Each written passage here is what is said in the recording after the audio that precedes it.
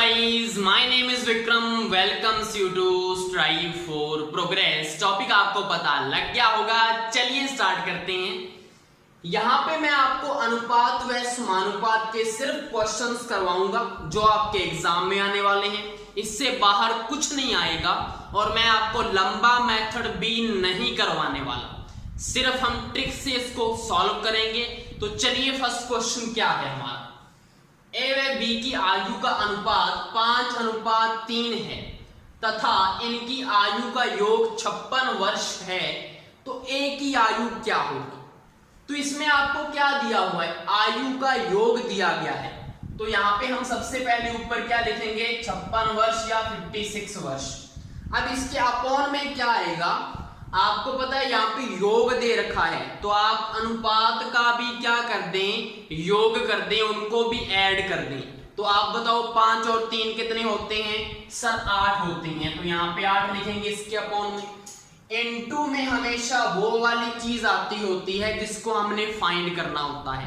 आपको पता है ए की आयु फाइंड करनी है, तो ए का अनुपात आपको वहां पे लिखना है।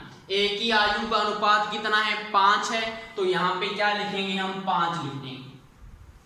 सिंपल, इसको सॉल्व कर लो, आंसर आ जाएगा 8 7 56 56 7 5 35 35 इसका क्या होगा, आंसर होगा।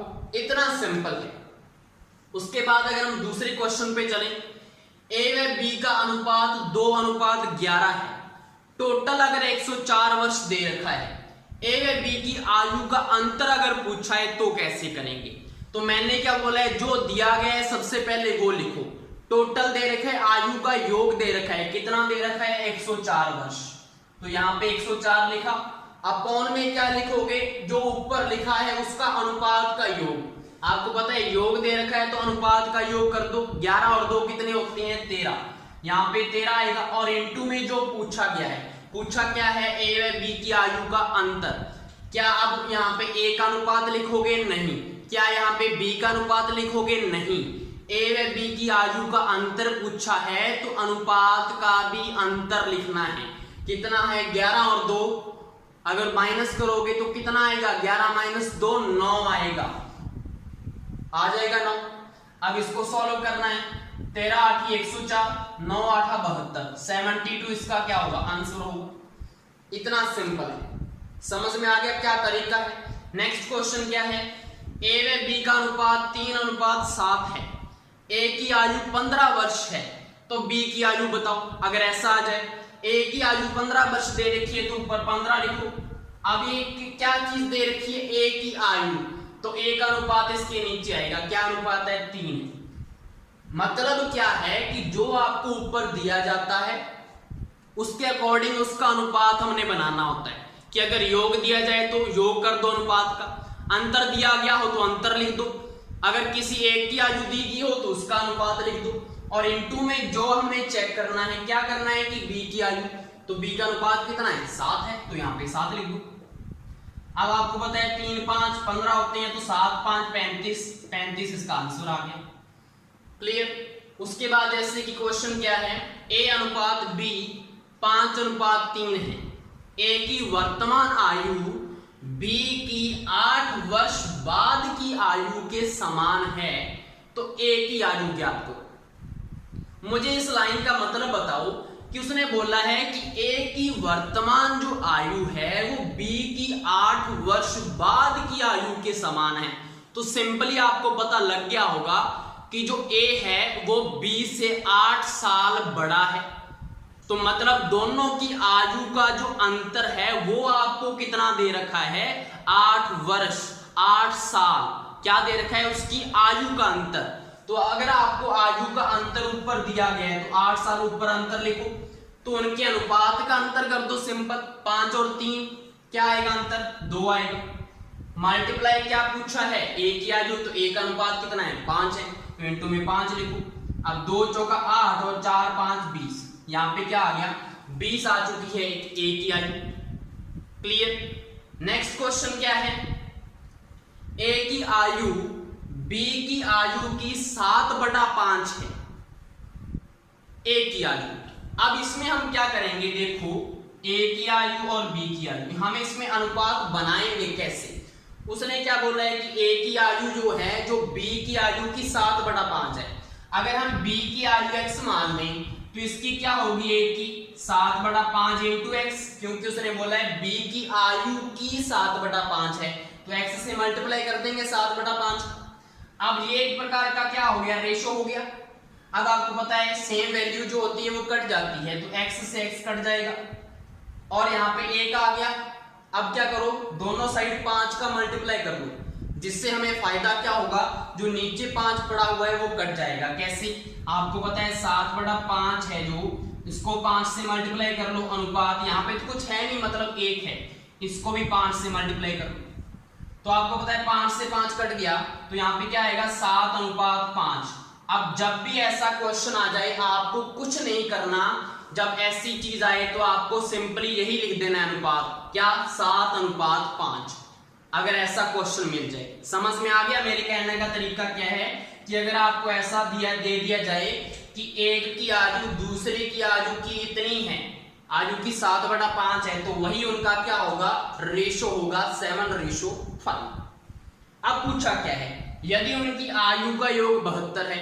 अब वैसे ही हमने करना है कि 72 दे रखा है उसकी आयु का योग, तो दोनों का योग कर दो, 7 5 12 होते हैं। मल्टीप्लाई करना क्या है, बी की आयु, बी का अनुपात कितना है 5 है, ऊपर 5 का मल्टीप्लाई हो जाएगा, 12 6 72, ये होता है 6 5 30, 30 इसका क्या होगा, आंसर होगा। नेक्स्ट हमारा क्वेश्चन क्या है, ए की आयु का दुगुना बी की आयु के तिगुने के समान है। अगर ऐसा कोई क्वेश्चन आ जाए तो उसको कैसे करना है वो देखो यहां से अच्छे से। सारे हमारे पास क्या है, सिंपल मेथड है, कुछ भी लंबा कुछ भी नहीं है। ए की आयु का दुगुना बी की आयु के तिगुनों के समान है। अगर ऐसा कोई क्वेश्चन आ जाए तो रेशो 2:3 नहीं 3:2 होगा। कैसे? आपको पता है कि ए का अनुपात और बी का अनुपात हमने फाइंड करना है। ए की आयु का दुगुना बी की आयु के तिगुने के समान है। जब पहले क्या आ जाए 2 आ जाए और बाद में तिगुना आ जाए, ऐसा कुछ आ जाए तो उसमें आप उल्टा कर देना, सिंपली आपका क्या आ जाएगा, वो रेशो आ जाएगा 3:2। रेशो हमारा आ चुका है। अब क्या करना है, तथा योग 50 है, मतलब उनकी आयु का योग जो है 50 दे रखा है, तो बी की आयु पूछी है, सिंपली ऊपर 50 लिखो, 3 और 2 5 इंटू में किसका पूछा है, बी का अनुपात कितना है 2, 5 दाया 50 10 दूना 20, ये आपका क्या आ गया, आंसर आ चुका है। अगर ये किसी को समझ में नहीं आया 3:2 कैसे आया, तो पूरा लंबा मैं एक बार बता देता हूं आपको कि ए की आयु का दुगुना, ए की आयु का दुगुना मतलब अगर ए की आयु मैं ए ही मान लूं, ए की आयु मैंने ए मान ली, ए की आयु का जो दुगुना है वो बी की आयु के तिगुने के समान है। तो वो किसके समान है, बी की आयु के तिगुने के समान, यही आएगा। तो मुझे बताओ यहां से a/b कितना आएगा, a/b कितना आएगा, 3/2 आएगा या नहीं आएगा, बिल्कुल। तो यहाँ पे कितना आ गया, a अनुपात b इक्वल कितना आ गया, 3:2 आ गया या नहीं आया।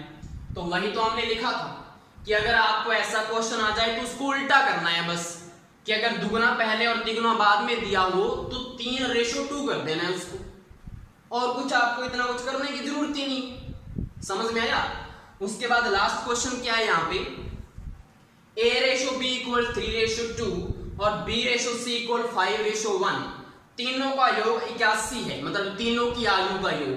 तो a की आयु पूछिए, तो यहाँ पे कैसे करना है, अगर आपके पास 3 जने आ जाएं, 3 जने कौन से आ गए हैं, a है b है और c है, तो इसको अगर सॉल्व करना है तो सिंपल तरीका क्या है, आपको पता है कि a का b के साथ अनुपात दे रखा है और यहाँ पे b का c के साथ, मतलब दोनों में कॉमन क्या चीज है, b कॉमन है ना, कि a का b के साथ दे रखा है और b का c के साथ दे रखा है, तो b जो है वो बीच में कॉमन है दोनों, तो b का अनुपात जो है वो आपको सेम करना है। अब सेम करने का तरीका क्या है, देखो आपने सबसे पहले a लिखा, b लिखा और c लिखा, हमने रेशो फाइंड करना है तभी तो क्वेश्चन होगा, तीनों का एक रेशो फाइंड करना है। आप क्या लिखो, जो दिया गया है उसमें लिखो, पहले a/b कितना दे रखा है, 3:2 दे रखा है, उसके बाद B/C, वो नीचे लिखो, B/C कितना दे रखा है 5:1। आपको पता है यहां पे एक जगह छूट गई और यहां पे भी एक जगह छूट गई, तो जो जगह छूट गई उसके साथ में जो पड़ा हुआ है वही लिख दो। कैसे? आपको पता है यहां पे कुछ नहीं है तो इसके साथ में यहां पे क्या पड़ा हुआ है 2 पड़ा हुआ है, तो यहां पे भी आप 2 लिख दो। आपको पता है यहां पे छूट गया तो यहां पे क्या पड़ा हुआ है 5, तो यहां पे भी 5 लिख दो। सिंपल। अब उसके बाद क्या करना है, इन दोनों को मल्टीप्लाई करना है। मल्टीप्लाई कैसे? 5 तिया 15 अनुपात 5 दूना 10 अनुपात 2 एकम 2। यही इनका क्या होगा फाइनल रेशो होगा। हमारे पास अनुपात आ चुका है। अब क्वेश्चन देखो, तीनों की आयु का योग 81 है, तो ऊपर योग लिखा। अब तीनों के अनुपात का योग कर लो। 15 और 10 कितने होते हैं 25, 25 और 2 27, यहाँ पे 27 आ गया। इनटू में क्या फाइंड करना है ए की आयु। ए की आयु का अनुपात कितना है 15, तो यहाँ पे 15 लिख दो। 27 तिया 81, 15 तिया 45, 45 इसका क्या होगा आंसर होगा। नेक्स्ट हमारा क्वेश्चन क्या है, 2 वर्ष पहले ए व बी की आयु का अनुपात 7:4 था। 2 वर्ष बाद ए की आयु 53 होगी तो बी की आयु बताएं। अगर सीधा क्वेश्चन दिया हो तो मतलब उसकी वर्तमान आयु पूछी होती है, तो बी की हमने वर्तमान आयु बतानी है। तो सबसे पहले तो आप क्या लिखें कि आपको 7:4 दे रखा है। ये मुझे बताओ कब का अनुपात दे रखा है 2 वर्ष पहले का। तो मैं यहाँ पे क्या लगाता हूं, एक लाइन लगा लूं कि यहाँ पे ये 2 वर्ष पहले का अनुपात है, 2 वर्ष पहले। उसके बाद 2 वर्ष बाद ए की आयु, तो यहां से 2 वर्ष बाद, यहां से 2 वर्ष बाद ए की आयु कितनी होगी 53 होगी। यही दे रखा है। आप मुझे बताओ कि जब इनका अनुपात ये वाला था तो ए की आयु कितनी होनी चाहिए कि एक वर्तमान, हमारी कंडीशन वर्तमान वाली कौन सी है, वर्तमान वाली तो ये कंडीशन है ना जहां पे मैंने लाइन लगाई है कि वर्तमान से 2 वर्ष पहले तो अनुपात 7:4 था और वर्तमान के 2 वर्ष बाद ए की आयु कितनी होगी 53। तो यहाँ पे जब ये अनुपात है तो ए की आयु कितनी होनी चाहिए 53 में से 2 और 2 4 माइनस कर दो, तो यहाँ पे कितना आएगा 49 आएगा। 49 वर्ष होगी ए की आयु। अनुपात हमारे पास है। क्या आप बी की आयु फाइंड कर सकते हैं? बिल्कुल। तो यहाँ पे क्या दे रखा है हमें, ए की आयु दे रखी है, तो ए का अनुपात कितना है 7 है, इनटू में बी की फाइंड करनी है, बी का अनुपात कितना है 4 है, यही आएगा। अब आप देखो 7 7 49, 7 चौक 28, 28 किसकी एज होगी, यहाँ पे बी की एज होगी 28। कब? 2 वर्ष पहले, वर्तमान से 2 वर्ष पहले। हमारी कौन सी पूछी है, वर्तमान की आयु, तो वर्तमान की कितनी होगी 2 वर्ष पहले अगर दिया हुआ है तो 2 वर्ष ऐड कर दो, तो यहाँ पे वर्तमान में बी की आयु कितनी होगी 28 + 2 30 वर्ष। इतना सिंपल है। नेक्स्ट हमारा क्वेश्चन क्या है, ए अनुपात बी 2:7, 3 वर्ष बाद इनका योग 51 वर्ष होगा तो बी की आयु बताएं। अब इसको कैसे करोगे, आपको क्या दे रखा है, वर्तमान में दोनों की आयु का अनुपात दे रखा है और 3 वर्ष बाद इनका योग दे रखा है 51 वर्ष होगा। तो आप क्या लिखें, सबसे पहले तो वर्तमान की कंडीशन है 2:7 वाली दे रखा है। उसने बोला है कि 3 साल बाद इनका जो योग है, मतलब a + b की आयु का योग 51 वर्ष होगा, तो b की आयु बताएं। मुझे बताओ 3 साल में क्या अकेला b बड़ा होगा? नहीं सर, दोनों के दोनों बड़े होंगे ना 3 साल, तो 3 और 3 6, तो 51 में से आप क्या कर दो, माइनस कर दो कितने 6 वर्ष, तो आपके पास यहाँ पे ये वाला जो अनुपात दे रखा है उसमें आयु का योग आ जाएगा। आएगा या नहीं आएगा? बिल्कुल आएगा। तो 51 में से अगर 6 माइनस करें तो यहाँ पे 11 में से 6 के कितने होते हैं 5 होती हैं, तो 45 आएगा 45। तो यहाँ पे 45 वर्ष योग आ चुका है। क्या फाइंड करना है, बी की आयु। अब आपको योग दे रखा है दोनों का, तो योग में क्या करना होता है, अनुपात का योग कर दो, 7 और 2 9 होते हैं और इनटू में जो फाइंड करना है क्या फाइंड करना है, बी की वैल्यू। बी की वैल्यू का अनुपात कितना है, 7 है। इनटू में 7 कर दो, 9 5 45, 7 5 35, तो 35 उसका क्या आ गया, आंसर आ गया, क्योंकि वर्तमान आयु पूछी है और वर्तमान आयु का अनुपात यही है, तो आंसर हमारा 35 ही आएगा। 3 वर्ष बाद, फ्यूचर का थोड़ी पूछा है उसने। जब भी सीधा लिखा हो ना तो वर्तमान की आयु पूछते हैं वो, समझ में आया। नहीं तो दिया होगा कि 3 वर्ष बाद बताओ, 2 साल पहले बताओ, वो दिया होगा। तो ये आपका क्वेश्चन था। उसके बाद क्या है, ए व बी की आयु का अनुपात 2:3 है। 4 वर्ष बाद इनकी आयु का अनुपात 5:7 होगा, तो ए की वर्तमान आयु बताएं।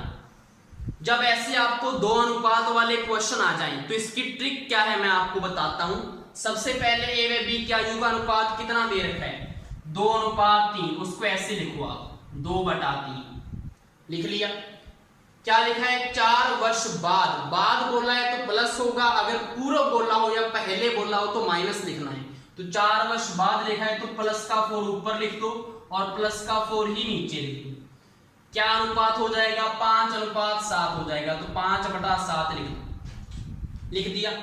अब आगे हमने क्या करना है, अब इसको हमने जैसे वज्र गुणन विधि करते होते थे ना हम, वैसे ही करना है।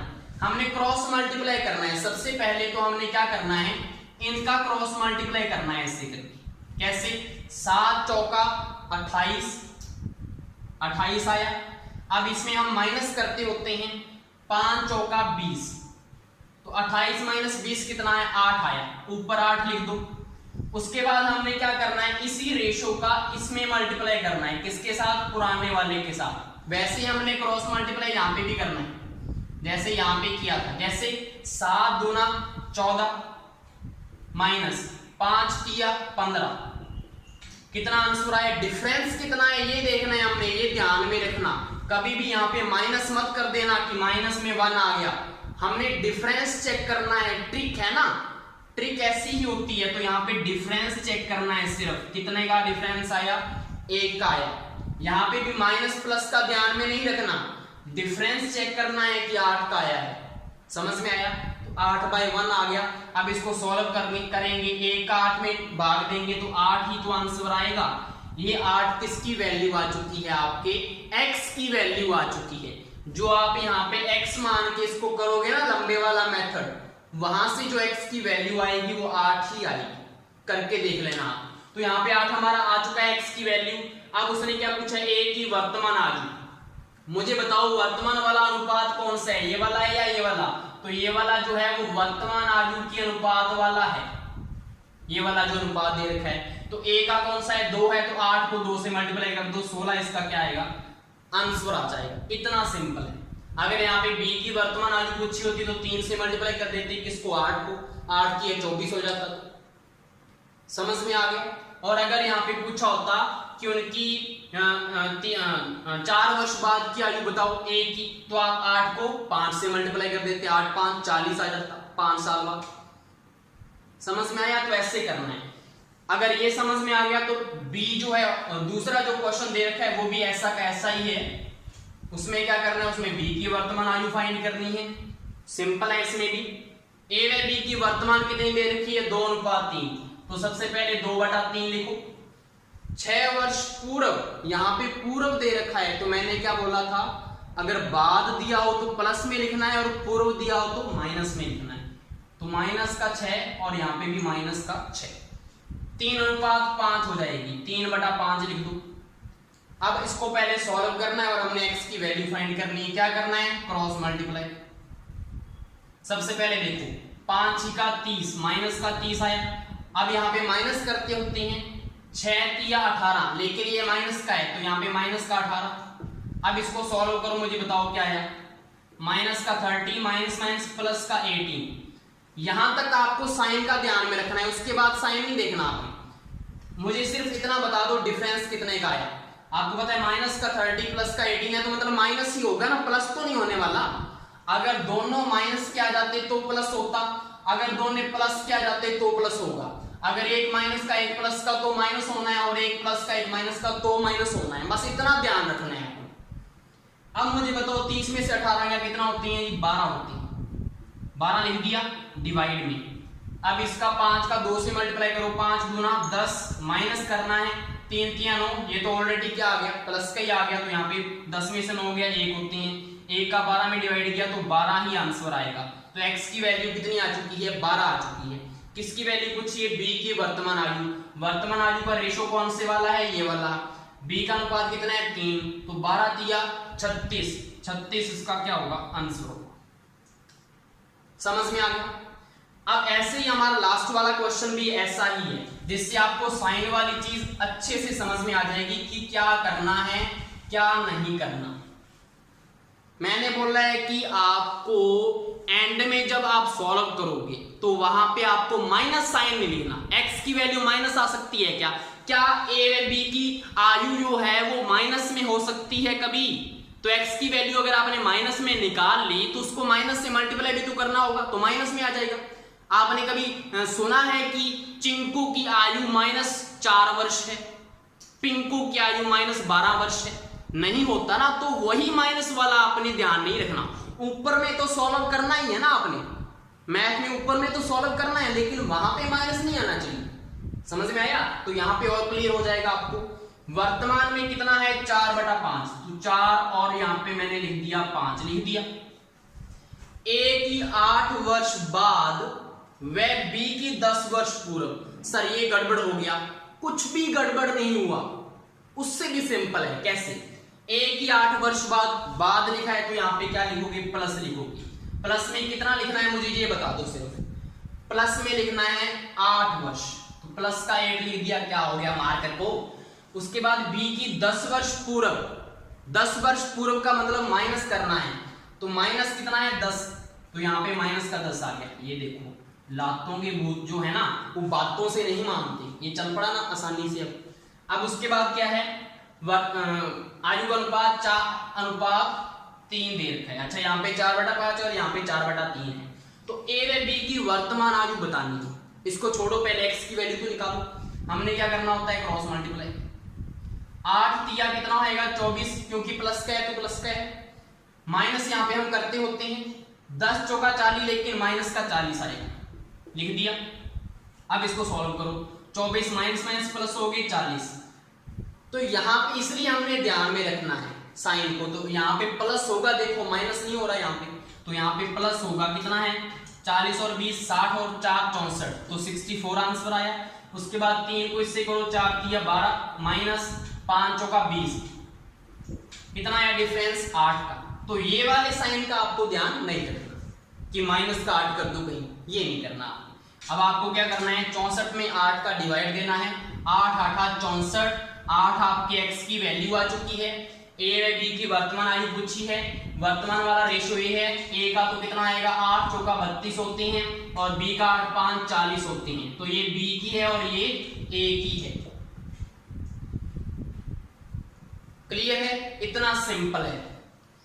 नेक्स्ट हमारा क्वेश्चन क्या है, a/b आपको 5/2 दे रखा है, तो आपको इसकी वैल्यू पूछिए, तो आपको सिंपली a और b की वैल्यू 5 और 2 पुट करनी है और आपका आंसर आ जाएगा। कैसे, आपको पता है कि 4 के मल्टीप्लाई में a है, तो a की वैल्यू कितनी है 5, -2 इंटू में b की वैल्यू कितनी है 2 अपॉन 2 इंटू a की वैल्यू 5 है और प्लस 3 इंटू b की वैल्यू 2। सिंपली इसको सॉल्व करना है और आपका आंसर आ जाएगा। आपको कुछ भी x वगैरह मानने की जरूरत ही नहीं है। कैसे, 4 5 20 -2 2 4, 5 2 10 प्लस 3 2 6, तो यहाँ पे कितना आएगा 20 में से 4 गया 16 और 10 से 16 होती है, तो यहाँ पे क्या आएगा आपका रेशो 1/1, ये इसका क्या होगा आंसर होगा। इसके बाद हम बात करें, एक नया टॉपिक है। नया टॉपिक तो क्या है, वही है उसमें कि चतुर्थानुपाती बताओ, तृतीयानुपाती बताओ, मध्यानुपाती बताओ।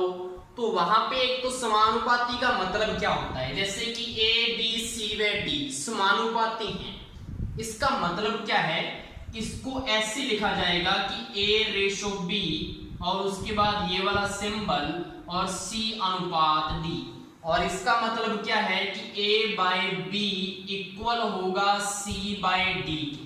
और इसका मतलब क्या है, मल्टीप्लाई करो a इंटू डी इक्वल होगा c इंटू बी।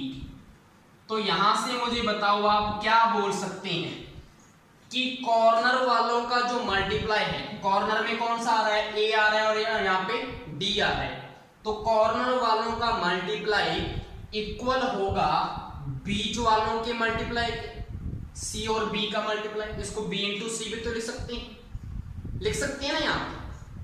अब यहाँ पे क्वेश्चंस पे आओ। फर्स्ट हमारा क्वेश्चन क्या है, चतुर्थानुपाती 2 5 6 का बताएं। तो 2 5 6 का चतुर्थानुपाती जब भी बताएंगे तो आपको क्या करना है, सिंपली 2 5 6 और उसके बाद x आपने मान लेना है, x कंसीडर कर लिया, चौथा आपने x मान लिया। अब इसको कैसे लिखेंगे आप, 2 अनुपात 5, उसके बाद ये सिंबल 6 अनुपात x, ऐसे लिखेंगे। अब यहाँ पे हमने कैसे सोल्व करना है, हमने क्या लिखा है लास्ट में, कॉर्नर वालों का मल्टीप्लाई इक्वल होता है बीच वालों के मल्टीप्लाई की। कॉर्नर वाले कौन से हैं, 2 और x, तो 2x इक्वल किसके होगा, बीच वालों का मल्टीप्लाई, 5 6 का 30। तो यहां से x की वैल्यू कितनी आ जाएगी, 15 आंसर आ जाएगा आपका। इतना सिंपल है। उसके बाद दूसरा क्वेश्चन क्या है, तृतीयानुपाती 2 6 का तृतीयानुपाती आपको बताना है। तो जब भी आपको तृतीयानुपाती बताना है तो लास्ट में तो आपको वही लिखना है, क्या, x, लास्ट वाला तो क्या होगा, x ही होगा, लेकिन जो तीसरा होगा वहां पे आपको जो दूसरे पद पे आया है वही लिख देना है। कैसे, यहाँ पे दूसरे पे 6 आ रहा है तो यहाँ पे भी आप 6 ही लिख दें। समझ में आया? अगर तृतीयानुपाती करना है तब भी लास्ट में x लिखना है, लेकिन जो तीसरे नंबर पे आएगा वो रिपीट करना है जो दूसरे नंबर पे आ रहा है, उसी से उसको भर देना है हमने। अब हमारा सिंपल हो गया क्वेश्चन, बाहर वाले का मल्टीप्लाई या कॉर्नर वाले का मल्टीप्लाई 2x और मिडिल वाले का मल्टीप्लाई 6 6 36, x की वैल्यू कितनी आ जाएगी, 18। यही आपका क्या होगा, तृतीय अनुपाती होगा। लास्ट क्या है, मध्य अनुपाती। मध्य अनुपाती में क्या करना है, आपके पास जो भी 2 नंबर दिए गए हैं उनके मध्य में आपने x लिख देनी है। सिंपल है, इससे भी सिंपल है ये। आपको क्या करना है, 9 अनुपात x, उसके बाद ये वाला सिंबल, फिर x, फिर अनुपात 4, मध्य में क्या कर दिया, x कर दिया। अब हमारा फॉर्मूला वही है कि कॉर्नर वालों का मल्टीप्लाई 9 चौका 36 इक्वल होगा मिडिल वालों का मल्टीप्लाई x स्क्वायर। मुझे बताओ, अगर हमने इधर रूट कर दिया तो 36 का रूट क्या होता है, 6 होता है, तो x की वैल्यू क्या आ जाएगी, 6 आ जाएगी। इतना सिंपल है। नेक्स्ट हमारा क्वेश्चन है, 10 पैसे 20 पैसे व 5 पैसे के सिक्कों की संख्या का अनुपात 6 अनुपात 1 अनुपात 2 है। बैग में कुल धन 27 रुपए है। इतना रोकड़ा इकट्ठा ही, वाह। तो 5 पैसे वाले सिक्कों की संख्या ज्ञात करें। तो यहाँ पे 5 पैसे वाले सिक्कों की संख्या फाइंड करनी है। पहले तो आपको देखने से क्वेश्चन थोड़ा टफ सा लग रहा होगा, लेकिन है बिल्कुल ही सिंपल, क्योंकि ये क्वेश्चन मैंने बैंकिंग एग्जाम से उठाए हैं। रीट में ऐसे क्वेश्चन नहीं आते, आपको आयु के ऊपर ही क्वेश्चन आने वाले हैं, या ज्यादा से ज्यादा आपको आय के ऊपर क्वेश्चन आ सकता है, लेकिन मेथड तो वही रहेगा ना जो हमने पहले किए हैं, तरीका वही रहेगा सभी का। तो चलिए देखते हैं, आपको क्या दे रखा है। पहले तो कुल धन जो भी हमें दिया होता है हम क्या लिखते होते हैं, ऊपर लिखते होते हैं। ऊपर लिख दिया 27, लेकिन आप मुझे बताओ यहाँ पे क्या है, 10 पैसे 20 पैसे 5 पैसे, लेकिन ये किस में है, रुपए में है। तो पहले रुपए को पैसे में कन्वर्ट कर लो। 1 रुपए में कितने पैसे होते हैं, 100 पैसे होते हैं। तो यहाँ पे टोटल धन कितना हो गया, 2700 पैसे। अब इसके नीचे क्या लिखना होता है हमें, कुल अनुपात। तो मुझे बताओ, क्या आपको कुल अनुपात पता है? कई बच्चे बोलेंगे सर ये अनुपात दे रखा है, आप इसको प्लस करो, लेकिन ये वाला अनुपात नहीं चलेगा, क्योंकि आपको पता है ये संख्या का अनुपात है, ना कि ये धन का अनुपात। हमारे पास कुल धन है ना, तो धन का अनुपात ही लिखना है नीचे। तो आपको पहले धन का अनुपात निकालना पड़ेगा। आपको पता है कि 10 पैसे जो हैं उनका अनुपात कितना है, 6 है। उसके बाद जो 20 पैसे वाले हैं उसका अनुपात कितना है, 1 है। उसके बाद जो 5 पैसे वाले हैं उसका अनुपात कितना है, 2 है। तो धन का अनुपात करने के लिए सिंपली आपको मल्टीप्लाई करना है। तो 10 छिका 60, 20 एकम 20 और 5 दूना 10। यहां से 0 से 0 कट जाएगी, तो यहाँ पे अनुपात आएगा 6:2:1। कई बच्चों को सेम अनुपात ही लग रहा होगा, लेकिन दोनों में डिफरेंस है। यहाँ पे 6:1:2 है, यहाँ पे 6:2:1 है। ठीक है, लेकिन टोटल तो सेम ही आ रहा है। यहाँ पे देखो 6 और 2 8 और 1 9, तो यहाँ पे टोटल तो 9 ही आएगा। इसके बाद मल्टीप्लाई में आपको क्या करना है, 5 पैसे वाले सिक्कों की संख्या। क्या यहाँ पे हम 5 पैसों के अकॉर्डिंग 1 से मल्टीप्लाई करेंगे? नहीं, ये हमारा किसका अनुपात है? धन का। ये हमारा किसका अनुपात था? सिक्कों की संख्या का। तो हमने सिक्कों की संख्या के अनुपात वाले से मल्टीप्लाई करना है। तो 5 पैसे के सिक्कों की संख्या वाला अनुपात कितना था? 2 था। तो यहाँ पे 2 से मल्टीप्लाई होगा, ये ध्यान रखना सभी। तो 9 दिया 27, तो यहां से कितना आ गया? 600 ही आएगा, और तो कुछ नहीं आएगा। तो 600 पैसे बनेंगे। 600 पैसे बनेंगे क्या? 600 संख्या बनेगी। ये ध्यान रखना सभी के सभी। वहां पे 600 पैसे भी लिखे होंगे, आपको संख्या पूछी है तो 600 मतलब 5 पैसे वाले जो सिक्के होंगे उस बैग में 600 होंगे। क्लियर? अब अगर आपको यहाँ पे धन पूछा होता, कैसे कि 5 पैसे वाले सिक्कों से कितना धन मिलेगा आपको, कि बैग में 5 पैसे वाले सिक्कों से कितना धन मिलेगा, तो फिर आप क्या करते? धन वाले से मल्टीप्लाई करते, 1 से मल्टीप्लाई करते यहाँ पे, तो आपका कितना आंसर आता? 300। तो उसको कैसे लिखते हम? 300 पैसे बनेंगे टोटल। हम उसका आंसर ऐसे लिखते, 300 पैसे बनेंगे, फिर उसको पैसे में लिखा जाता। ठीक है, तो ये हमारा फर्स्ट क्वेश्चन आपको समझ में आ गया। तरीका देखो वही है ना, जैसे हमने आयु में किया था, ऊपर टोटल लिखते थे, नीचे टोटल अनुपात और इनटू में जो फाइंड करना है, वही सब कुछ है। उसके बाद लास्ट हमारा क्वेश्चन क्या है, एक आय वाला क्वेश्चन भी देख लेते हैं, फिर मैं आपको एक क्वेश्चन स्क्रीन पे दिखाऊंगा, उसका आपको आंसर जरूर करना है। अगर आपको टॉपिक अच्छे से क्लियर हो गया है तो उसका कमेंट में आंसर कर दें, ताकि मुझे भी पता लगे कि आपको समझ में आ चुका है। तो यहाँ पे ए, बी व सी की आय जो है उसका अनुपात दे रखा है 7:9:12। वह व्यय का अनुपात 5:6:4 है। यदि इनकी बचत क्रमशः 4000, 6000 व 16000 रुपए हो तो बी की आय क्या है? तो ये भी आपको देखने में टफ लग रहा होगा, लेकिन बिल्कुल ही सिंपल है। कैसे? सबसे पहले आपको अनुपात, 2 अनुपात वाले क्वेश्चन किए थे ना हमने, क्रॉस मल्टीप्लाई वाले, वैसा ही है ये। तो यहाँ पे क्या लिखेंगे? सबसे पहले 7, 9 और 12। मुझे बताओ, क्या अगर हम आय में से उसकी अगर बचत माइनस कर दें, आय में से बचत को माइनस कर दें, तो वो व्यय होगा या नहीं होगा? क्या वो खर्चा नहीं होगा? बिल्कुल खर्चा होगा। तो मैं आय में से माइनस कर देता हूं, माइनस लगा दिए मैंने 4000, माइनस का कर दिया मैंने 6000, माइनस का कर दिया मैंने 16000। तो वो क्या आएगा? व्यय का अनुपात। व्यय का अनुपात कितना दे रखा है? 5:6:4। अब हम करते थे ना क्रॉस मल्टीप्लाई, लेकिन 2 ही वैल्यूज में चाहिए होती है हमारी एक्स की वैल्यू निकालने के लिए।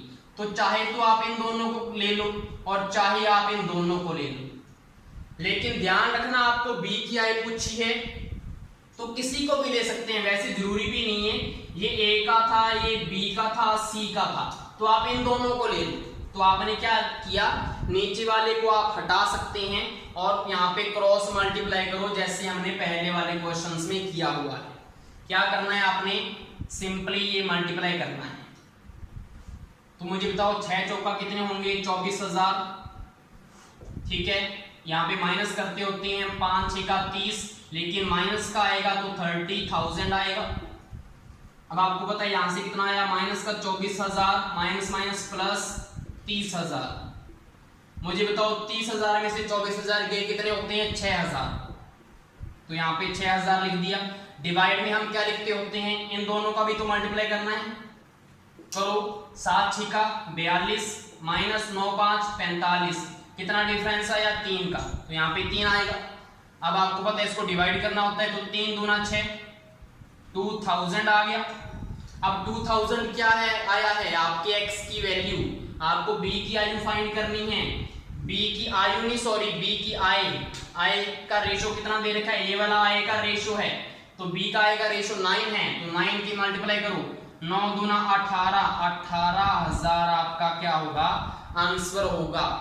अब जरूरी नहीं है कि आप c का नहीं निकाल सकते, c का भी निकाल सकते हैं। आपके पास x की वैल्यू आ चुकी है ना, क्या आई है 2000, तो सभी के लिए सेम रहेगी।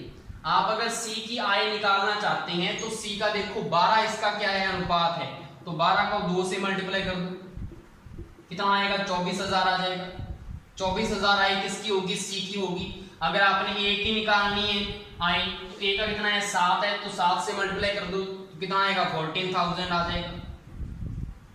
तो कुछ भी निकाल सकते हैं। अगर आपने ये निकालना हो कि इसमें जो व्यय है कि जो b है वो कितना खर्चा करता है, तो व्यय वाला कौन सा अनुपात है, ये है ना व्यय वाला अनुपात, तो इसका कितना है 6 है, तो 6 के अकॉर्डिंग 2 से मल्टीप्लाई कर दो, 12,000 इसका खर्चा है, 18,000 क्या इसकी आय है, तो 6,000 क्या बचा, इसकी बचत बची या नहीं बची, बिल्कुल बची।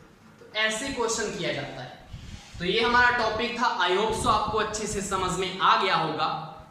Thank you.